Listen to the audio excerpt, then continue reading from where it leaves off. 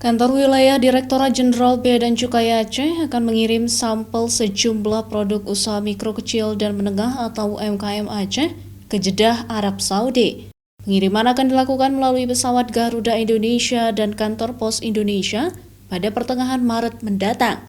Sampel produk UMKM tersebut nantinya akan dipamerkan di Jeddah dan ditargetkan produk-produk UMKM dari Aceh itu bisa diekspor ke Arab Saudi untuk memenuhi kebutuhan jemaah haji di sana. Meski masih sebatas untuk memenuhi kebutuhan jemaah haji, namun hal tersebut tidak menutup kemungkinan ekspor produk UMKM Aceh ke Timur Tengah akan terus berlanjut. Apalagi pasar Timur Tengah seperti Arab Saudi sangat terbuka untuk produk UMKM Aceh.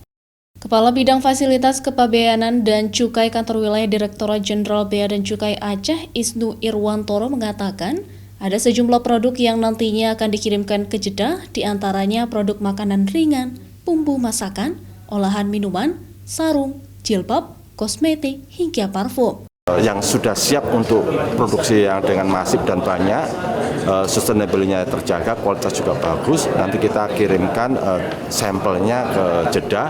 Mudah-mudahan kalau maunya kita adalah semua produk yang unggulan yang ada di Aceh ini bisa kita laksanakan ekspor melalui Garuda maupun airline yang lainnya ke Jeddah. Selain Arab Saudi, pada tahun ini Kantor Wilayah Direktorat Jenderal Bea dan Cukai Aceh juga akan melakukan pertemuan bisnis dengan pelaku usaha asal Aceh di Malaysia. Pertemuan ini diharapkan bisa membawa dampak baik produk-produk UMKM Aceh yang siap diekspor ke negeri jiran. Syahril, Kompas TV, Banda Aceh.